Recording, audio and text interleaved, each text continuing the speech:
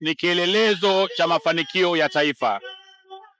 Kuzalisha megawati 2115 kwa wakati mmoja sio jambo jepesi, na hasa ukizingatia kwamba limefanywa kwa nguvu za Watanzania kupitia kodi zao. Mradi huu haupaswi kupewa sura yoyote ya kisiasa katika hatua hii. Unapaswa kupongezwa, kuenziwa, na kila mmoja kwa nafasi yake asaidie mradi huu ukawe na manufaa kwa nchi. Tumezoea umeme kuwasha taa. Tunataka sasa umeme ukawashe uchumi. Tunataka umeme ukawashe uzalishaji vijijini. Tunataka umeme ukawashe furaha kwa Watanzania. Tunataka umeme ukajenge mshikamano kwa Watanzania.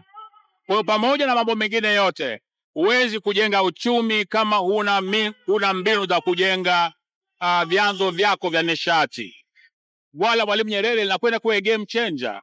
Kwa hiyo miradi mbalimbali ya kimkakati ambayo imefanikiwa inapaswa kuwa kichocheo kwa sekta nyingine kujua kwamba tuache kufikiria mambo madogo madogo, tufanye mambo makubwa, tena makubwa sana,